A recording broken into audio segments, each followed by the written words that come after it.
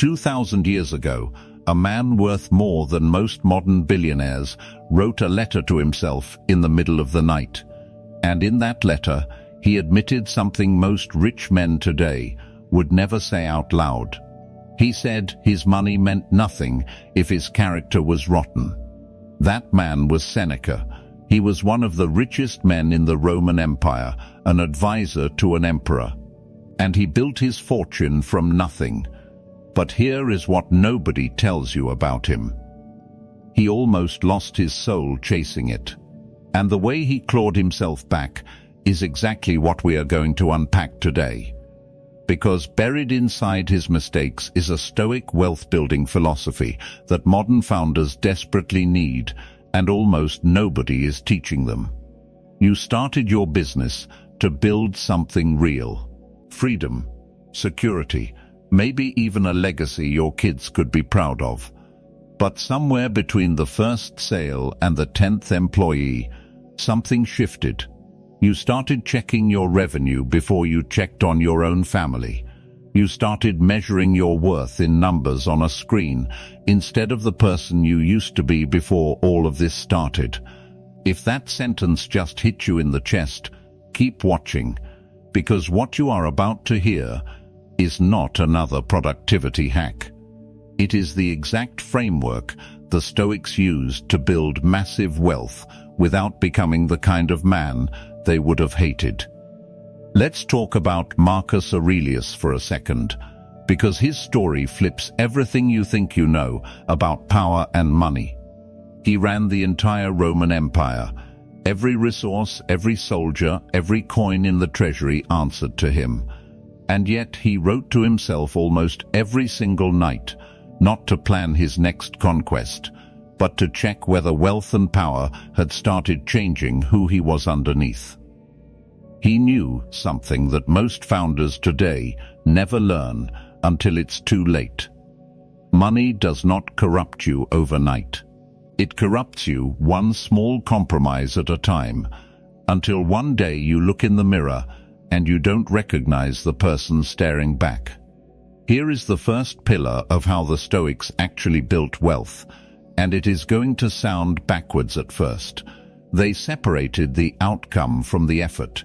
Most entrepreneurs today are obsessed with the result, the exit, the 7 figures, the magazine cover. But Epictetus, a man who was born into slavery and later became one of the most respected teachers in Rome, taught something radical. He said, focus entirely on what is in your control, your discipline, your integrity, your daily actions, and let the outcome take care of itself. Founders who chase the number directly almost always burn out or burn bridges. Founders who chase mastery, who chase doing the work with excellence every single day, they build wealth that actually lasts, because the money becomes a side effect of something deeper instead of the entire point. Think about how different that feels from the way most business advice sounds today. Everyone is selling you urgency. Hustle harder, sleep less, grind until you break. But the Stoics who built real fortunes were not frantic men. Seneca himself warned that busyness is often just a disguise for a man who is avoiding his own thoughts. He wrote that people guard their money carefully, but waste their time recklessly, when time is the one thing they can never get back. Read that again. A man who advised an emperor and managed staggering wealth was telling you, the founder scrolling through this video at 11 at night, that your time is worth more than your bank account. And if you are spending your best hours building someone else's dream, or worse, running yourself into the ground for a dream that no longer feels like yours, you have already lost, even if the revenue keeps climbing. This is where the second principle comes in, and it is the one almost no business coach will ever tell you, because it does not sell courses. The Stoics believed that wealth without virtue is just a heavier chain, not metaphorically.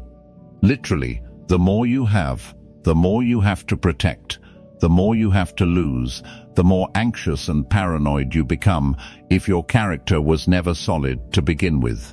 You have probably felt this already. The month you hit your first real revenue milestone should have felt like freedom. But if you are honest with yourself, it might have felt like the opposite. More pressure. More people depending on you. More ways for it all to fall apart. That is not a flaw in the system. That is exactly what happens when you build wealth on top of a shaky foundation instead of a stoic one. So here is the question worth sitting with before we go any further. Are you building a business, or is the business quietly building a different version of you, one decision at a time? Because the founders who last, the ones who are still standing after the market shifts and the competitors fold and the easy money dries up, they are not the ones who got lucky. They are the ones who understood something the Stoics figured out 2,000 years before venture capital existed. Wealth is not the goal. Wealth is the test. And most people fail it quietly, one compromise at a time, without ever noticing, until the damage is already done. In the next part, we are going deeper into exactly how Marcus Aurelius handled the temptation of absolute power without losing himself, and the one daily discipline that kept Seneca grounded, even while he was one of the richest men alive. Let's go back to Marcus Aurelius, because his story is about to get a lot more uncomfortable and a lot more useful. Picture this. You are the single most powerful man on earth. Every general answers to you. Every treasury is yours to command. You could snap your fingers and reshape entire nations. Now here is the terrifying part. Almost every man in history who has held that kind of power lost himself completely. Absolute power has a track record, and it is not a good one. But Marcus Aurelius did something almost nobody else in his position ever managed to do. He held the entire world in his hands and somehow kept his character intact. And the method he used is something every founder scaling a business right now needs to steal for himself. Every single night, Marcus sat down and wrote to himself. Not for an audience, not for legacy. These were private, brutal, honest notes that later became the book we now call Meditations, and he never intended for anyone else to read a word of it. In those pages, he interrogated himself constantly. Did I act with integrity today?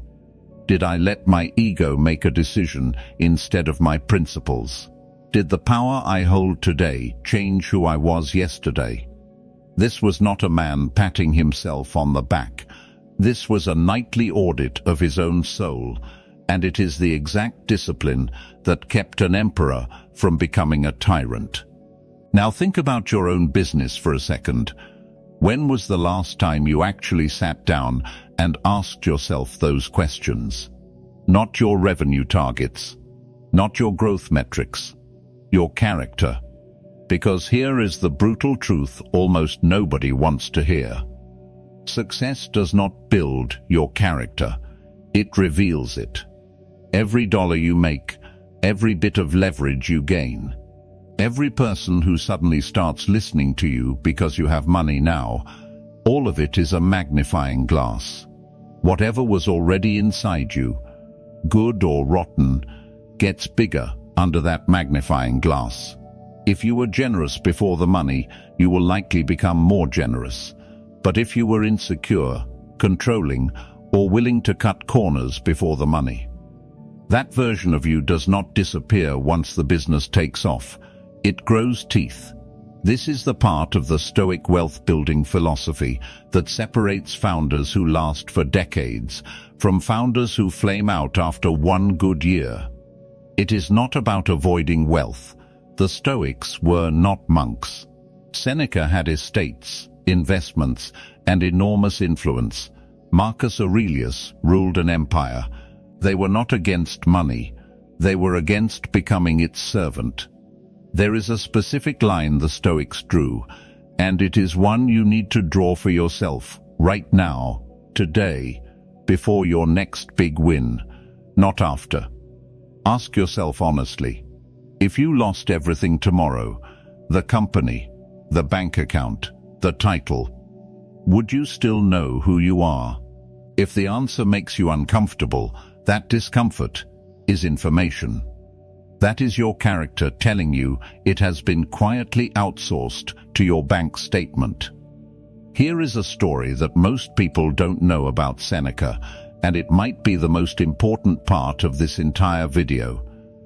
At the height of his wealth, Seneca was accused by his enemies of hypocrisy. They said, "How can a man who teaches simplicity and self-control live in a mansion with hundreds of servants and enormous riches?" It is a fair question, and Seneca actually answered it directly, instead of dodging it. He said the wise man does not love wealth, but he prefers to have it. The difference is subtle, but it will change how you run your entire business. It is not wealth itself that corrupts a person. It is the grip. It is whether you are holding your success loosely, ready to lose it with dignity if life demands it, or whether you are gripping it so tightly that the fear of losing it starts making every decision for you. Think about how many founders you know, maybe including yourself on your worst days, who make decisions purely out of fear of losing what they built, fear of the competitor, fear of the slow month, fear of what people will think if the business shrinks instead of grows. That fear is the exact opposite of what the Stoics practiced. They trained themselves daily to imagine losing everything, not to become pessimistic, but to loosen the grip before life forced them to loosen it. It is called premeditatio malorum, the practice of mentally rehearsing loss, and it is one of the most underrated business tools in existence. Founders who have already made peace with the worst-case scenario make calmer, sharper, more rational decisions than founders who are terrified of it. Fear makes you reactive. Preparation makes you dangerous in the best possible way. So here is where we are.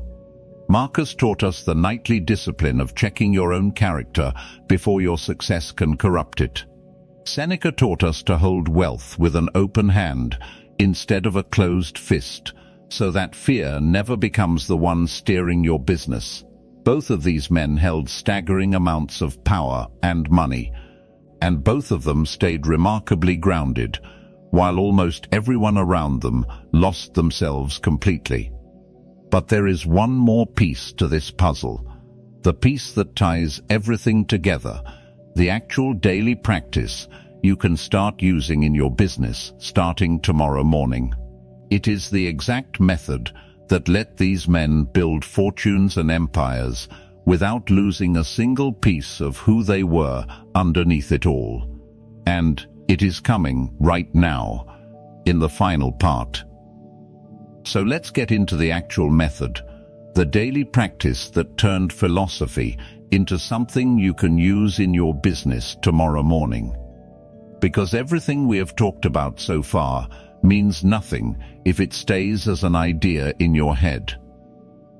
The Stoics were not academics sitting in ivory towers theorizing about virtue.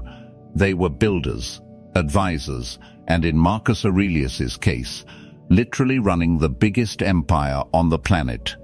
Their philosophy was not decoration, it was infrastructure. And the core of that infrastructure is something called the discipline of desire. And once you understand it, you will never look at growth the same way again. Here is the idea in plain terms. The Stoics believed that most suffering and most bad decisions come from wanting things you cannot control, or fearing things you cannot control. Sound familiar? Think about the last time you lost sleep over a client who might leave, a competitor who launched something scary, or a number that dipped for reasons completely outside your hands. None of that was actually yours to control.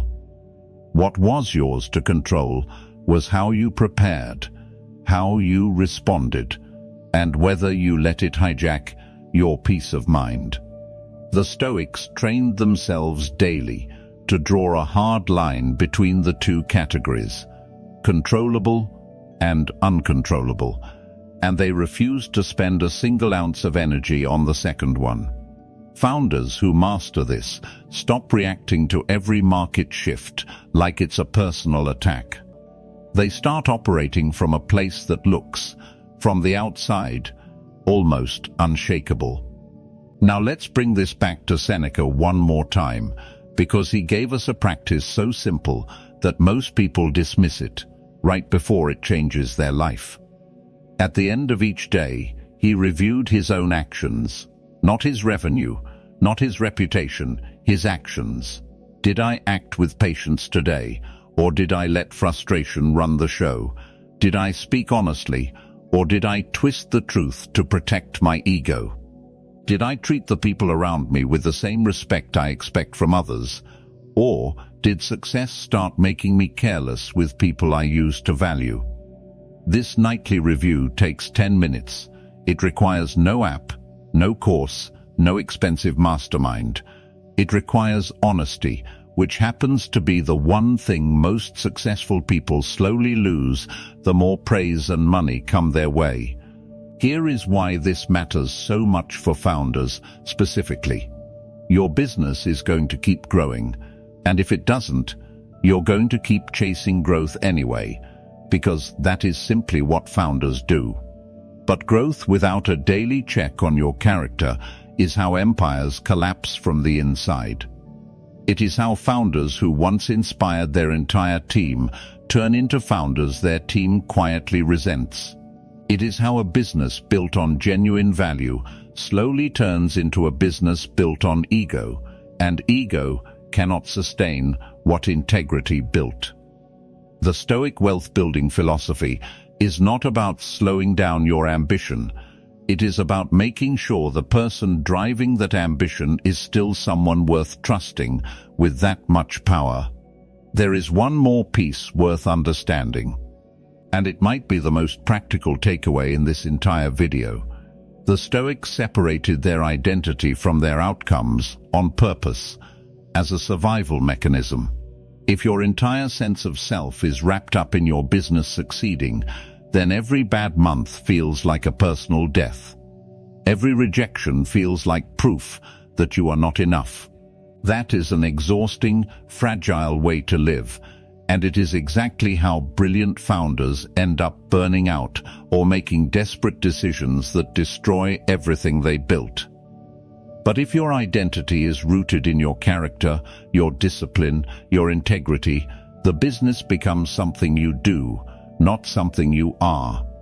And strangely, founders who reach that place tend to build far more successful businesses than the ones who are white-knuckling their way through every quarter. Because clear-headed decisions come from a calm mind, and a calm mind only exists when your self-worth is not hanging on the next sale. Think about the two men we have talked about today. One ran an empire and never let it corrupt him. One built massive wealth and still managed to write, with a straight face, that the wise man prefers wealth but does not love it. Neither of them achieved this by accident. They achieved it through a daily, deliberate practice of checking their own character before success could quietly rewrite it for them. That is the entire secret. Not a hustle mentality, not another 5 a.m. routine, a relentless commitment to staying the same person no matter how much the business grows around you. So here is the real question to walk away with today. Not how much can you build. You already know you can build. The real question is, who are you going to become while you're building it? Because 2,000 years from now, nobody is going to remember your revenue numbers. But the character you protected, or the character you sold off one compromise at a time, that is the part of your story that actually survives. That is what a real Stoic wealth-building philosophy was always about. Not rejecting success, protecting your soul while you chase it. If this video actually made you think differently about how you're building your business, do us a favor and hit that like button. It genuinely helps this message reach more founders who need to hear it. Drop a comment and tell me which principle hit hardest, Marcus's nightly discipline or Seneca's open-hand approach to wealth. I read every single one. And if you want more of this kind of thinking dropped straight into your feed, subscribe to Stoic Founder, because this is just the beginning of what we're building here together.